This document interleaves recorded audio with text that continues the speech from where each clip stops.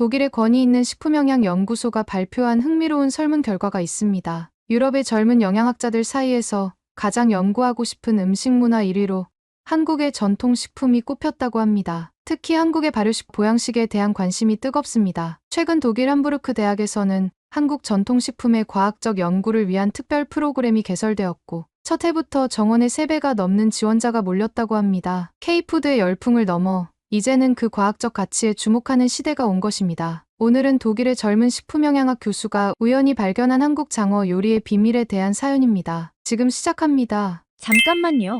1초면 가능한 좋아요 버튼을 눌러주시면 영상 제작에 큰 힘이 됩니다. 저는 독일 함부르크 대학교의 식품영양학과 교수 헬가 슈타이너입니다. 32살의 나이로 최연소 교수가 되었다는 것이 자랑스러웠지만 한편으로는 늘 뭔가 부족하다는 느낌을 지울 수 없었어요. 영양학이라는 학문이 점점 매너리즘에 빠져들고 있다는 생각이 들었거든요. 함부르크는 유럽에서도 손꼽히는 항구 도시입니다. 엘베강을 따라 늘어선 붉은 벽돌 창고들과 현대식 건물들이 조화를 이루는 아름다운 도시죠. 저는 이곳에서 태어나 자랐고 대학원까지 졸업한 뒤 모교에서 교수가 되었답니다. 제 전공은 식품의 영양소 흡수율 연구였어요. 같은 재료라도 조리 방법에 따라 우리 몸이 흡수하는 영양소의 양이 달라진다는 점에 주목했죠. 하지만 3년째 비슷한 연구만 반복하다 보니 슬슬 한계가 느껴지기 시작했어요. 새로운 돌파구가 필요했습니다. 변화는 예상치 못한 순간에 찾아왔어요. 대학 근처 골목에 있는 작은 카페가 제 단골이었는데 어느 날 그 옆에 한국 식당이 문을 열었더군요. 평소 아시아 음식에는 큰 관심이 없었지만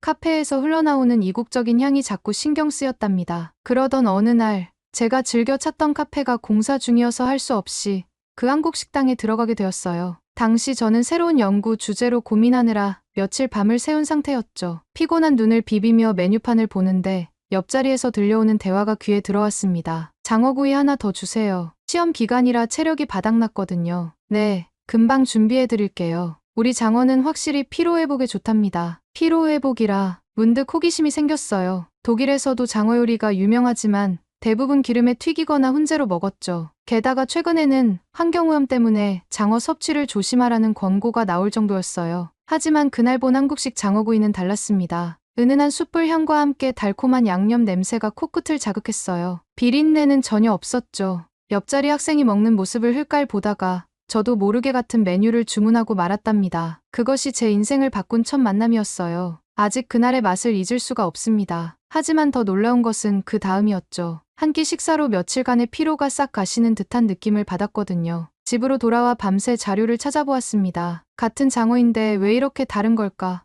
분명 조리법의 차이가 영양소 흡수에 큰 영향을 미치고 있을 텐데. 그렇게 저는 새로운 연구 주제를 찾아냈습니다. 작은 식당의 우연한 방문이 제게 새로운 연구의 가능성을 열어준 셈이었죠. 식품영양학자로서의 제 호흡에 막 깨어나기 시작했답니다. 얼마 후 베를린에서 열린 국제식품영양학 컨퍼런스는 제 인생의 전환점이 되었습니다. 그리고 그 호기심은 곧 더 큰 기회로 이어졌습니다. 2023년 가을 베를린에서 열린 국제영양학 회의는 제게 특별한 의미로 다가왔습니다. 평소 같았다면 그저 수많은 학회 중 하나로 여겼을 텐데 한국 장어를 맛본 후로는 모든 게 달라 보였어요. 저는 이번 학회에서 새로운 무언가를 발견할 수 있을 거라는 예감이 들었답니다. 베를린 컨벤션 센터는 전 세계에서 모인 영양학자들로 북적였어요. 저는 전통식품의 현대적 해석이라는 세션에 참석했습니다. 특히 눈에 띈 것은 아시아권 전통 발효식품에 대한 연구 발표였죠. 일본의 나토, 중국의 두부, 한국의 김치까지 발효 과정에서 일어나는 영양학적 변화가 흥미진진했어요. 문득 옆자리에서 들려오는 한국어가 귀에 들어왔습니다. 한국에서 온 김 교수님이었죠. 그분의 발표는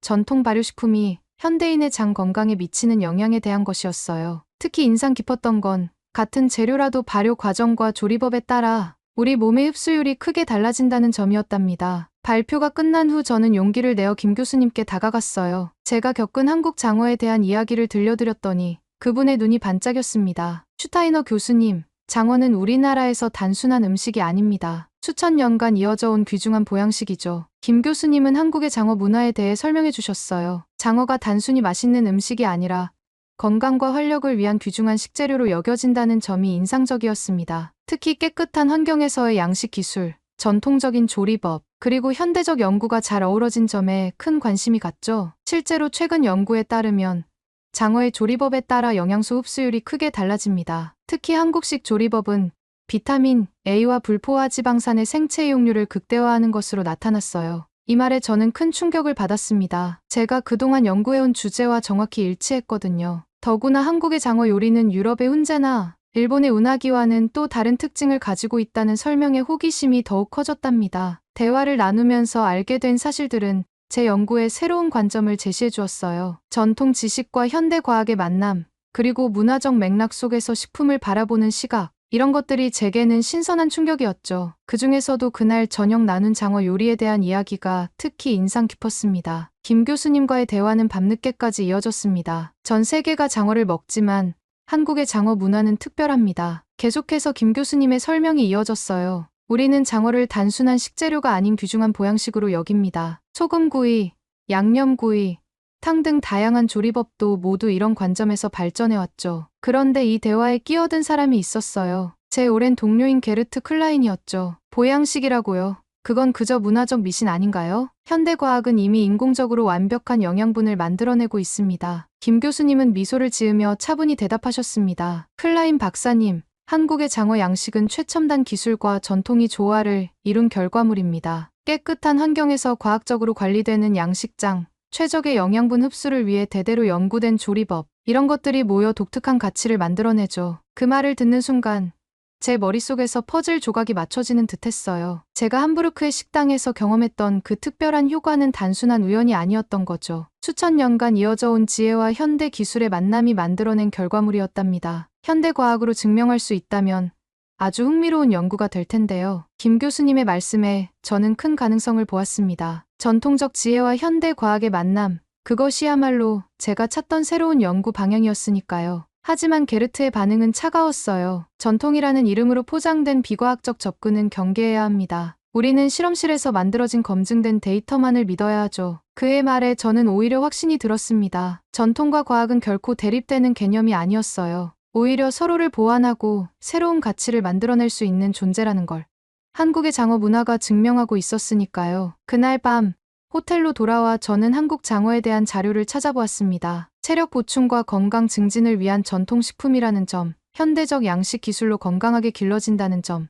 그리고 다양한 조리법을 통해 최적의 영양 흡수를 추구한다는 점, 이 모든 것이 제 연구자적 호기심을 자극했어요. 베를린의 밤하늘을 바라보며 저는 결심했습니다. 이제는 제가 직접 한국에 가서 이 모든 것을 연구해봐야겠다고 말이에요. 그 결심을 실현하기 위한 첫 단계로 독일 연구재단에 연구 지원을 신청하기로 했습니다. 독일 연구재단에 제출할 연구 제안서를 완성하는 데 꼬박 한 달이 걸렸습니다. 전통 조리법이 영양소 흡수에 미치는 영향, 한국 장어 요리를 중심으로 하는 제목의 이 연구는 제게 새로운 도전이었어요. 특히 예비 실험 데이터를 얻기 위해 한국 식당의 장어 요리를 직접 분석하면서 더욱 흥미로운 사실들을 발견했답니다. 하지만 연구재단과의 사전 협의에서부터 암초가 드러났어요. 전통식품 연구라 담당자의 목소리에는 이미 거절의 뉘앙스가 묻어 있었죠. 슈타이너 교수님, 요즘은 대체육이나 인공 단백질 같은 미래 식품 연구가 트렌드입니다. 특히 베를린의 한 스타트업이 균사체를 이용한 비건 생선을 개발 중이라는 소식도 들으셨을 텐데요. 함부르크 대학 연구위원회의 반응은 더 차가웠습니다. 매달 열리는 정기회의에서 제 연구 계획이 논의되던 날, 저는 처음으로 학계의 높은 벽을 실감했어요. 장어라는 식재료 자체가 문제입니다. 환경생물학과의 밀러 교수가 지적했어요. 유럽 뱀장어는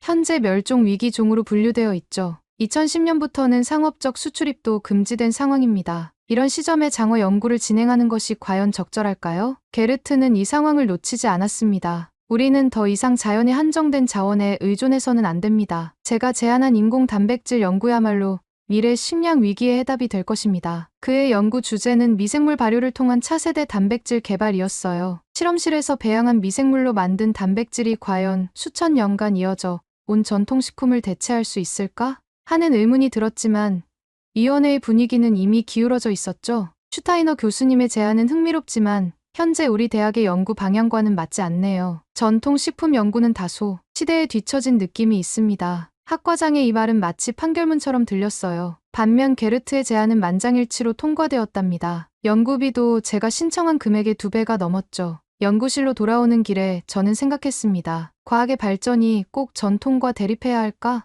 오히려 전통의 지혜를 과학적으로 입증하고 발전시키는 것도 중요한 연구 방향이 될 수 있지 않을까? 연구실 창밖으로 보이는 엘베강의 물결을 바라보며 저는 새로운 결심을 하게 되었어요. 어쩌면 이곳이 아닌 다른 곳에서 기회를 찾아야 할지도 모른다는 생각이 들었답니다. 그날 밤 저는 베를린 학회에서 만난 김 교수님께 이메일을 보냈습니다. 제 연구에 대한 한국 학계의 관심이 어느 정도인지 조심스레 문의드렸어요. 답장을 기다리는 동안 저는 이상하게도 설렘과 기대감을 느꼈답니다. 김 교수님의 답장을 기다리는 동안 저는 동아시아 전통 음식에 대한 기존 연구들을 찾아보기 시작했습니다. 함부르크 대학 도서관의 특별 열람실에서 보낸 시간이 어느덧 일주일째였습니다. 1950년대 독일 의학자들의 동아시아 연구 자료들을 하나하나 살펴보면서 저는 점점 더 흥미로운 사실들을 발견하게 되었어요. 특히 눈길을 끈 것은 오래된 의학 저널에 실린 동아시아 전통식이요법 연구 논문이었습니다. 그 논문은 한국전쟁 당시 서울에서 근무했던 한 독일 의사가 현지 식문화를 연구하며 남긴 기록이었어요. 내용은 놀라웠습니다. 그는 부상당한 병사들의 회복 속도가 한국 음식을 먹은 후 눈에 띄게 달라졌다고 적었어요. 특히 장어구이를 먹은 환자들의 회복이 더 빨랐다는 구체적인 관찰 기록도 있었죠. 환자들이 선호하는 현지 음식 중 특히 주목할 만한 것은 장어구이다. 간장과 마늘, 생강으로 만든 양념을 발라 숯불에 구운 이 요리는 훈제나 젤리 형태로 먹는 우리의 장어 요리와는 완전히 다른 특성을 보인다. 그는 장어의 지방과 단백질이 한국식 조리법을 통해 더 쉽게 흡수되는 것 같다는 가설을 제시했습니다. 특히 양념에 사용된 재료들이 장어의 영양소를 활성화시키는 데 중요한 역할을 한다고 보았죠. 자료를 찾는 동안 저는 또 다른 흥미로운 사실을 발견했습니다. 1950년대 독일의 의학자들은 이미 동아시아의 전통의학과 식이요법에 깊은 관심을 보였더군요. 한약재와 약용 식물에 대한 화학적 분석을 시도했고 그 효능을 과학적으로 입증하려 했답니다. 특별 열람실에 창가에 앉아 오래된 자료들을 넘기다 보니 문득 깨달음이 찾아왔어요. 제가 연구하려는 것은 전혀 새로운 시도가 아니었습니다. 70년 전 베버 박사가 이미 시작했던 연구를 제가 현대 과학의 관점에서 다시 시작하려는 것이었죠. 그의 연구는 전쟁이라는 혼란 속에서 중단되었지만 분명한 가능성을 보여주었습니다. 장어의 영양소가 조리법에 따라 다르게 작용한다는 가설, 전통 양념의 과학적 효과, 그리고 음식을 통한 치유의 가능성까지. 이 모든 것이 제 연구의 토대가 될 수 있었어요. 도서관을 나서는 길에 저는 결심했습니다. 이제는 제가 이 연구를 이어받아 완성해야 할 때라고 말이에요. 그 연구 내용은 제게 새로운 영감과 용기를 주었답니다. 새로운 결심을 안고 서둘러 실험실로 향했습니다. 당장 그 연구 방법론을 제 실험에 적용해보고 싶었거든요. 하지만 도착하자마자 예상치 못한 상황과 마주쳤습니다. 연구실로 돌아왔을 때 처음엔 제가 착각하는 건가 싶었어요. 어제까지 정리해두었던 실험 데이터 파일이 미묘하게 달라져 있었거든요. 숫자 몇 개가 바뀌어 있었고 결과 해석이 곤란할 정도로 데이터가 흐트러져 있었답니다. 우연이라고 생각하기엔 너무나 의심스러웠어요. 중앙 서버에 저장된 제 연구 데이터는 연구팀 구성원만 접근할 수 있었고 모든 접속 기록이 남게 되어 있었거든요. IT 부서에 문의해보니 어젯밤 누군가 제 계정으로 접속한 기록이 있었다고 하더군요. 그 즈음 슈피겔지의 게르트의 인터뷰 기사가 실렸습니다. 미래의 식탁에는 전통식품이 설 자리가 없습니다. 우리는 더 이상 불확실한 자연식품에 의존할 수 없어요. 과학적으로 설계된 인공 단백질이야말로 인류의 미래입니다. 기사는 이어졌어요. 일부 연구자들은 아직도 전통식품의 가치를 연구하고 있지만 이는 시대착오적입니다. 특히 장어와 같은 멸종 위기 생물을 연구 대상으로 삼는 것은 윤리적으로도 문제가 있죠. 저를 겨냥한 발언이란 걸 모르는 사람은 없었습니다. 하지만 이게 끝이 아니었어요. 며칠 뒤 자이트즈에도 비슷한 논조의 기사가 실렸고 프랑크푸르터 알게마인의 차이통에서는 아예 제 연구를 비판하는 전문가 칼럼이 게재되었답니다. 전통이라는 미명하에 과학적 근거가 부족한 연구가 진행되는 것은 우려스럽습니다. 게르트의 말은 꼭 독설처럼 들렸어요. 그는 자신의 인공 단백질 연구야말로 미래 식량 문제의 해답이라고 주장했죠. 연구실 동료들의 시선도 달라지기 시작했습니다. 누군가는 은근히 제 연구의 타당성에 의문을 제기했고 다른 이들은 슬그머니 저와 거리를 두기 시작했어요. 연구비 삭감 압박도 들려왔답니다. 하지만 가장 충격적인 사실은 따로 있었어요. 우연히 복도에서 마주친 IT 부서 직원이 조심스레 귀띔해 주었거든요. 교수님, 지난번 데이터 접속, 게르트 교수님 연구실에서 나간 기록이에요. 순간 모든 것이 명확해졌습니다. 데이터 조작, 언론 플레이, 그리고 동료들의 태도 변화까지. 이 모든 것이 계획적이었던 거죠. 하지만 저는 이미 결심을 한 뒤였어요. 이제는 제가 직접 한국으로 가서 진실을 밝혀야 할 때였습니다. 더 이상 이곳에서 소모적인 싸움을 할 필요는 없었어요. 그날 저녁, 저는 조용히 사직서를 작성했습니다. 김 교수님의 답장을 기다리는 동안 제 마음은 이상하리만치 평온했어요. 일주일 후 연구실 세미나에서 그동안의 연구 결과를 발표하기로 했습니다. 사실 이것이 이곳에서의 마지막 발표가 될 거라는 걸 아는 건 저뿐이었죠. 연구 발표장은 예상보다 많은 청중으로 가득 찼습니다. 제가 독일을 떠난다는 소식이 알려지자 평소보다 훨씬 많은 동료들이 참석했나 봐요. 어쩌면 게르트의 영향력으로 모인 사람들도 있었겠죠. 발표는 1950년대 연구 자료로 시작했습니다. 70년 전 한국전쟁의 혼란 속에서도 그는 한국 음식의 가치를 과학적으로 기록하려 했다는 점을 강조했어요. 그리고 제가 발견한 새로운 분석 결과도 덧붙였죠. 장어의 영양소 흡수율은 조리법에 따라 최대 40%까지 차이가 납니다. 특히 한국의 전통 조리법은 단백질과 지방의 생체 이용률을 극대화하는 것으로 나타났어요. 청중들의 표정이 조금씩 변하기 시작했습니다. 특히 중간중간 제시한 실험 데이터는 꽤 설득력이 있었나 봐요. 게르트의 얼굴이 굳어지는 것이 보였답니다. 전통과 과학은 결코 대립되는 개념이 아닙니다. 오히려 전통 속에 담긴 지혜를 현대 과학으로 증명할 때 우리는 새로운 가능성을 발견할 수 있어요. 발표가 끝나고 예상치 못한 일이 벌어졌습니다. 청중 중에서 마티아스 교수가 일어나 말을 건넸어요. 흥미로운 연구입니다. 우리 연구소에서도 비슷한 관점으로 동아시아 전통식품을 연구하고 있는데 함께하면 좋겠네요. 그의 말에 다른 교수들도 하나둘 관심을 보였습니다. 누군가는 한국의 발효식품에 대한 질문을 했고 또 다른 이는 공동 연구의 가능성을 타진했어요. 하지만 저희 결심은 이미 확고했습니다. 한국한의학연구원에서 온 초청장이 제 책상 위에 있었거든요. 그들은 제 연구에 깊은 관심을 보였고 전통식품의 현대화 프로젝트를 함께 하자고 제안했답니다. 사직서를 제출하고 출국 준비를 하는 3개월은 정신없이 지나갔어요. 연구 자료를 정리하고 비자를 준비하고 한국어 공부도 시작했죠. 그 사이 독일 학술교류처를 통해 한국연구재단과의 공동연구 프로젝트도 성사되었답니다. 마지막 짐을 싸면서 문득 깨달았어요. 제가 가는 길이 틀리지 않았다는 거요. 전통의 지혜와 현대 과학의 만남, 그것이야말로 제가 찾던 진정한 연구의 방향이었으니까요. 떠나는 날, 공항에는 몇몇 동료들이 배웅을 나왔습니다. 그중에는 처음에 제 연구를 비판했던 사람들도 있었어요. 그들의 눈빛이 달라져 있었죠. 이제는 제 연구의 가치를 조금은 이해하게 된 것은 아닌지 하는 생각이 들더라고요. 한국행 비행기 티켓을 예약하면서 저는 특별히 7월을 선택했습니다. 장어 연구에 가장 적합한 시기라는 것을 알았기 때문이에요. 25도에서 3도 사이의 수온이 유지되는 이 시기야말로 장어의 성장을 관찰하기에 최적기였거든요. 활주로를 달리는 비행기 안에서 저는 새로운 기대감으로 가득 찼습니다. 한국에서 시작될 새로운 연구, 그리고 그곳에서 만나게 될 새로운 발견들을 생각하니 가슴이 뛰었어요.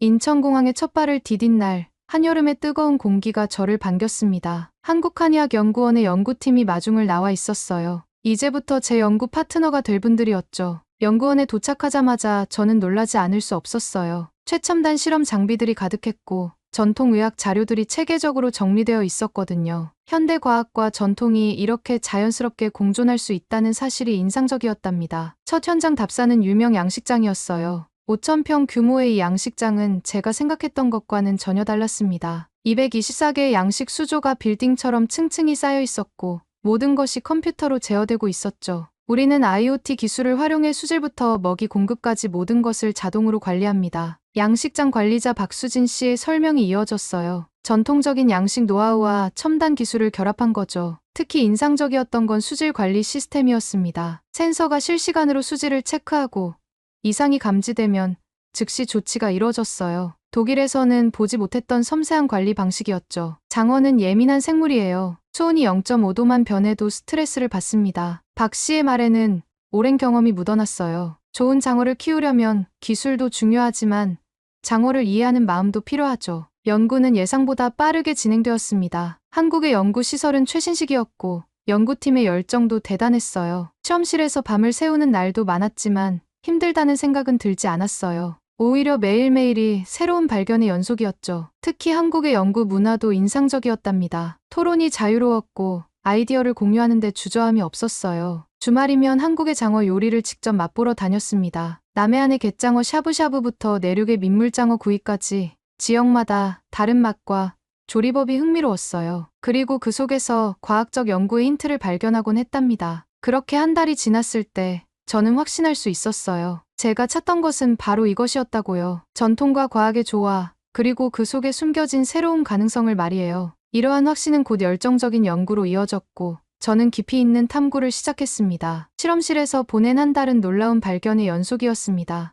매일 새벽부터 밤늦게까지 전통 양념의 성분을 분석하고 장어와의 상호작용을 연구했어요. 특히 고성능 액체 크로마토그래피와 질량 분석기를 통한 실험 결과는 제 예상을 훨씬 뛰어넘는 것이었죠. 이건 정말 놀라운데요.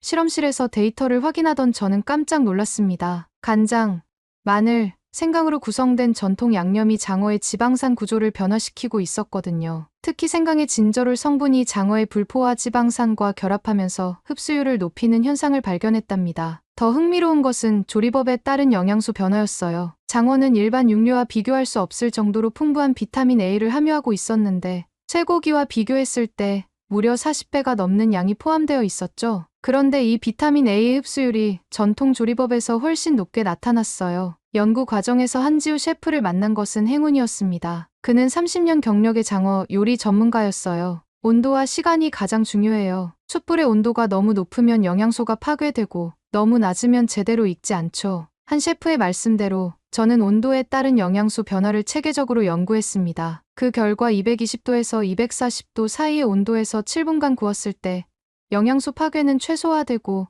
흡수율은 최대가 된다는 사실을 발견했어요. 특히 주목할 만한 것은 장어의 점액질에 포함된 뮤신이었습니다. 위 점막을 보호하고 소화를 촉진하는 이 성분이 전통 양념의 마늘 성분과 만나면서 더욱 활성화된다는 사실을 밝혀냈죠. 현대적인 조리법도 연구했어요. 수비드 같은 저온 조리법을 시도해봤지만 전통적인 숯불구이만큼 영양소 흡수율이 높지는 않았답니다. 오히려 전통 방식의 과학적 정밀도를 더하는 것이 최선이라는 결론에 도달했어요. 실험실에서의 발견은 곧바로 실제 조리법 개선으로 이어졌습니다. 한지우 셰프와 협력하여 전통 양념의 비율을 미세하게 조정하고 구이 온도와 시간을 정확히 제어하는 방법을 개발했죠. 그 결과는 놀라웠어요. 맛은 전통의 맛을 유지하면서도 영양소 흡수율은 30% 이상 높아졌답니다. 이제 우리의 연구 결과를 정리할 때가 되었어요. 장어 양념의 과학적 비밀을 밝혀낸 것은 시작에 불과했습니다. 이 발견이 한국 전통 음식의 우수성을 세계에 알리는 첫걸음이 될 거라고 확신했습니다. 연구 결과를 세계에 알리기 위한 기회는 생각보다 빨리 찾아왔습니다. 6개월간의 한국 연구를 마치고 돌아온 저는 유럽 최대 규모의 전과 현대과학 세션에서 발표를 하게 되었습니다. 청중석에는 유럽 각국의 영양학자들과 식품회사 관계자들이 자리를 가득 메웠어요. 제 발표는 전통의 지혜, 과학으로 증명하다라는 주제였습니다. 한국 장어의 영양소 구성이 일반 생선과 어떻게 다른지, 전통 양념이 이 영양소들의 흡수율을 어떻게 높이는지를 차근차근 설명했어요. 특히 장어의 불포화 지방산과 전통 양념의 생강 성분이 만나 일으키는 시너지 효과는 청중들의 눈빛을 반짝이게 만들었죠. 동양의 신비가 아닌 과학적 사실입니다. 제가 강조한 이 한마디는 다음날 여러 언론에 그대로 실렸어요. 특히 전통 조리법의 과학적 원리를 수치화한 데이터는 큰 반향을 일으켰답니다. 게르트의 발표는 제 바로 다음 차례였어요. 그의 주제는 인공 단백질, 미래 식량의 해답이었죠. 하지만 청중들의 반응이 심상치 않았습니다. 인공 단백질의 장기 복용 안전성은 어떻게 보장할 수 있나요? 자연식품의 영양소 조성을 어떻게 완벽히 재현할 수 있다는 건가요?